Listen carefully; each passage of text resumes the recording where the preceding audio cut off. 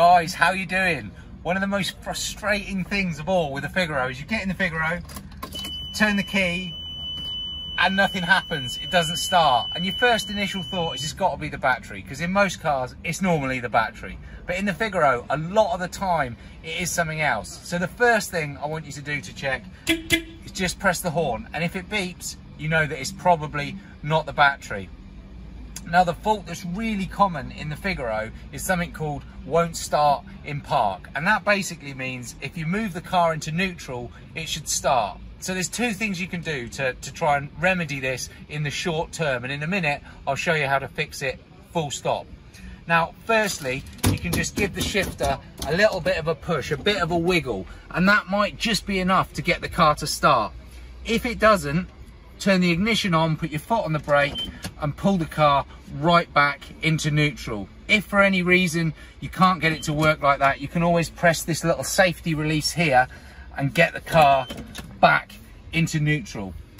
If you put it into neutral and then the car starts like that, you know that what you've got is known as the Figaro won't start in park problem.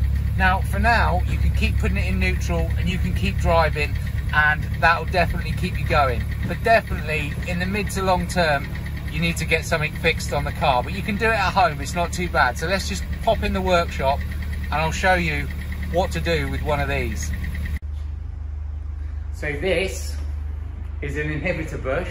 It inhibits the car from starting if it thinks it's in drive, and it fits right in here, just up there. And that's the cable arm that joins on to the gearbox. This is the gearbox. So we've got a gearbox out here on the floor so we can demonstrate how this works. So Matt, do you want to just come in and show us exactly how to fit one of these? So the piece we were just looking at on the car is this piece here, this arm, and this is the end of the cable that comes from the inside of the car. Now, Matt's just going to take this apart and show you what happens when the bush is worn out. So firstly, you've got this tiny little clip that you have to pop off the back.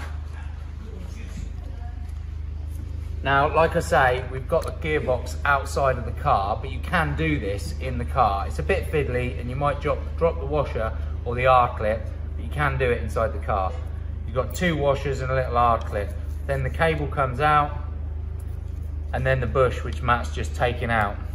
And these bushes tend to wear out a lot, like this one. On a lot of cars, they'll be completely missing, and what's happening is this cable is just moving backwards and forwards, and the car doesn't really know whether it's in drive or park or reverse, and so that's why it sometimes doesn't start. So this is the new bush. Easier to identify because it's clear. So often if you look at yours and it's all broken down and yellow, it's old. You can see the new one just pushes in, nice snug fit, and then back on the back go the spring washer and the flat washer. The spring washer, the little bent one, goes closest to the arm. The pin goes back through, and then the little R-clip just pops back in behind it. Like I say, it's perfectly possible to do this on the floor, it's just fiddly. If you feel like you need a bit more movement to get it in, you can loosen this bolt here and this bolt here, but as Matt just showed, you can do it without doing that.